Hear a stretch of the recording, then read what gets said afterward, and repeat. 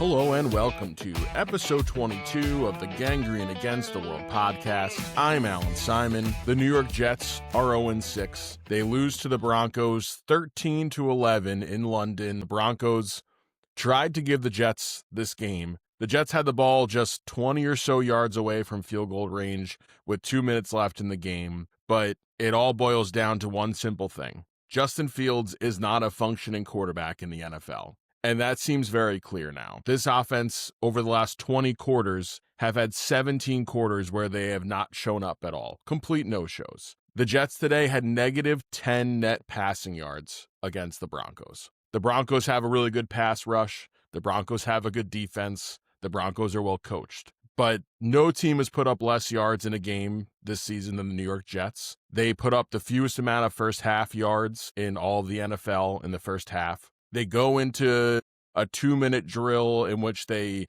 do a fake punt on 4th and 1 and give themselves a little bit more life to try and get points. But because they cannot trust Justin Fields to throw the ball, they continue to run the ball when they should be passing. And it made you think, okay, they're going to come back out and bench Justin Fields, throw in Tyrod Taylor, give this team a chance to win. And they didn't do that. And we instead see Justin Fields hold on to the ball for a lifetime on every drop back. He has wide open guys, and the reason is because Justin Fields is really just what a good college quarterback is. When a guy is open, he will then throw the ball there, and he has the arm strength to do that. And in college, you can do that because defenders are slower, and so there's time where a guy is open, you can see it, you can throw it, and still make the play. In the NFL, that does not fly, and we saw it on that last drive. He is Garrett Wilson wide open on the sideline. Wilson is in motion. It's probably where the ball was supposed to go because he's your best player on the team, and because Fields doesn't see it all the way yet, he holds on,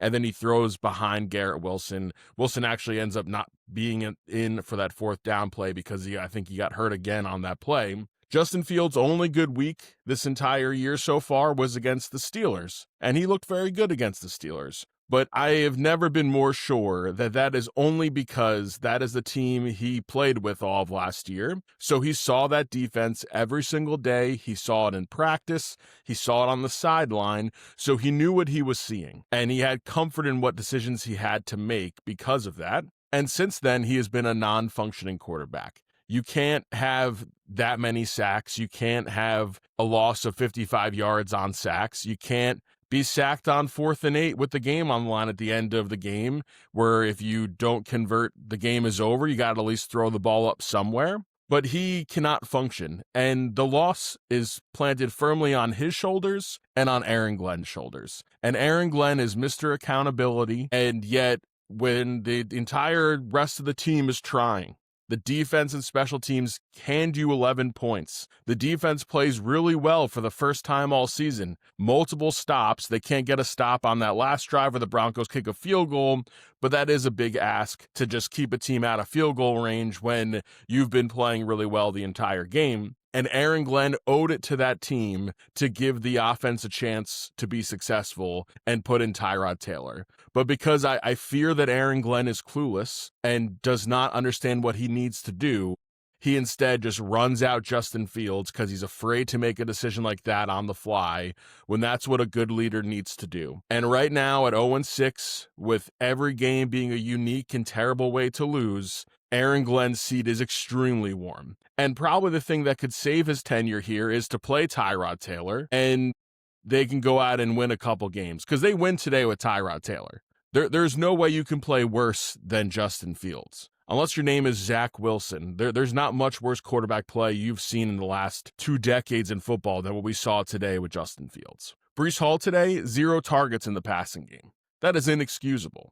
And it's hard to know if it's a game plan thing or just that Justin Fields can't function, but you're telling me there's not a single time when they're under tons of pressure and he's holding on to the ball for 3-4 seconds in the pocket, he can't dump it off to Breece Hall? He has no idea what he's seeing out there. He lost this game for the Jets, and with that, Aaron Glenn lost this game too. And the line, knew it'd be coming up against a lot of pressure. This is the best pass rushing team in football in the Broncos with two of the best in the league, including the league leader in sacks and Benito. And they just did the same thing over and over again. First down, run the ball. Second down, run the ball. Third and long, no hope he gets sacked or makes a bad play.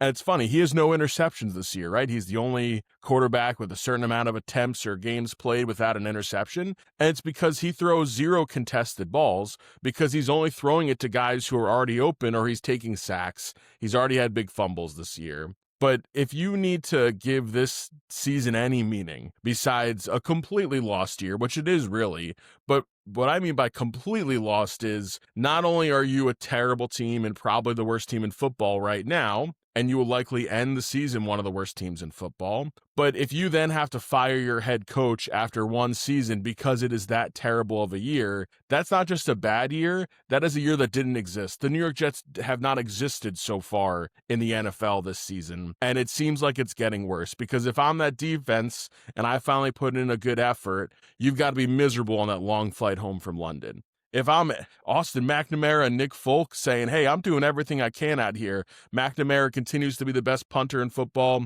Nick Folk, I don't think he has enough leg to try that 60-plus yarder at the end of regulation. But you know what? I think Nick Folk has a better chance of hitting a 62-yarder or whatever it is than Justin Fields picking up 8 yards on 4th down. So that's another decision that I really don't agree with. And listen, if it comes up short, it is what it is. But you know Justin Fields has nothing out there. You know Justin Fields is not capable of winning this football game.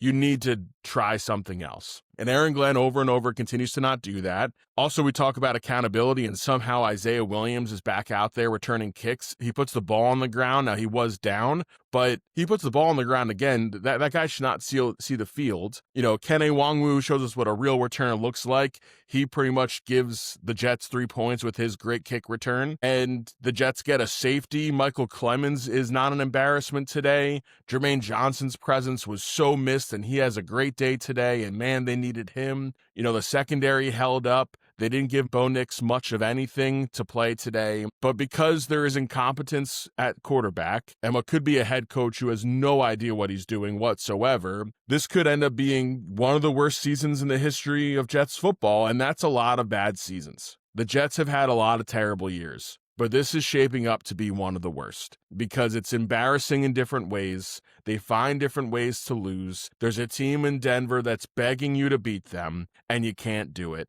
It is a full-blown dumpster fire that's has gasoline thrown on it every other day. And now the Jets are going to host a Carolina Panthers team, and I'm recording this right after the game, so I don't know how the Panthers will have been coming into this. But they're going to play a really bad team at home. And if things go south, like it did against Dallas, and like the offense looked again today, there's no shortage of what Jets fans are going to do. The boos are going to happen early and often. The heat to fire Aaron Glenn is going to be huge, and it's going to be constant. And then they're going to play the Bengals, who are a lost team right now. We'll see how they are with Joe Flacco.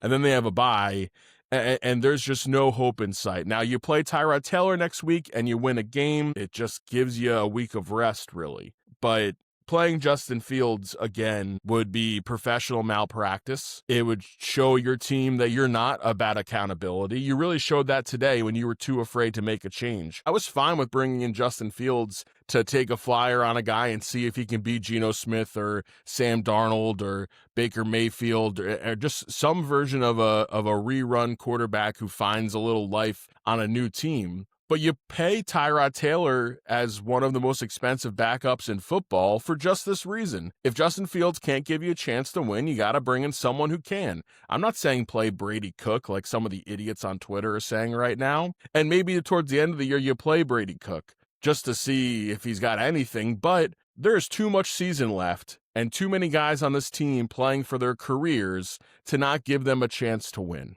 So Aaron Glenn, I've got it paused right now. I'll see what he has to say after this game. And no matter what he says, it doesn't matter. It's all been an embarrassment. And overall, the Jets are the worst team in football. And it doesn't mean you always get blown out, but it means you always find a way to lose. And the Jets did just that. Some other stats that show you just how bad today was. Their negative 10 yards in net passing is the worst in team history. So it was officially the worst passing performance in team history and the worst by any team since the Chargers had negative 19 yards in 1998. So a historically bad performance on offense. The Jets' longest completion was 11 yards today. It's just all really, really terrible football. And if Aaron Glenn says anything worthwhile, I'll pop back in here and I'll say some more. But frankly, I don't care what Aaron Glenn has to say. Show me something. I'm sick of him saying things that you need to show what you mean when you say you're about accountability and bench Justin Fields. Really, for Fields' sake, too, you keep throwing him out here with this little confidence. His career is over. So you need to give that guy a chance. And this isn't a rookie, though. This is his, fifth year? So we're talking about him like a rookie, but the reality is he may not find another place to go and definitely won't be a starting quarterback anywhere if you keep throwing him out here and letting him flounder. There's nothing good that comes from playing Justin Fields anymore for the foreseeable future. And, you look at the 2-minute drill, if you want to call it that, at the end of the half, where Garrett Wilson is screaming at Aaron Glenn on the sideline because they can't get a playoff and they use their timeouts and they don't try a Hail Mary. They don't try anything because they keep running the ball and using up the clock because they don't trust Justin Fields. And now your best player is yelling at your head coach going into the locker room. That is dysfunction at the highest level. The Jets have always been an easy team to laugh at, but on the national stage today, they embarrass themselves once again. And Aaron Glenn is in a lot of trouble.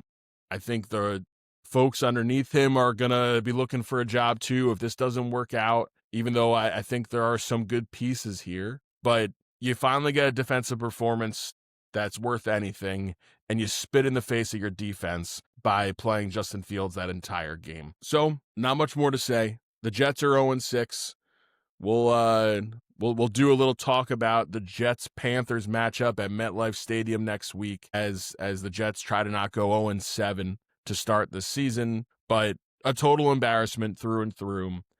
Aaron Glenn's seat is as hot as it's ever been, and it's only going to get worse. And Justin Fields should have started his last game for the Jets if there's a healthy Tyrod Taylor on this team for the remainder of this season. And at least there's no concern that, hey, maybe Justin Fields the guy. If he plays okay, maybe you bring him back next year. No, that's done. Justin Fields is not a functioning quarterback, and he should not start any more games for this team if you care about the players on this team at all. So, another fun one. At least it's only 107, and now we can watch other football and forget about this Jets team for another week. A complete embarrassment in London by the New York Jets. They lose 13-11 to the Denver Broncos. This has been episode 22 of the Gangrene Against the World podcast. I'm Allan Simon. Thank you for listening.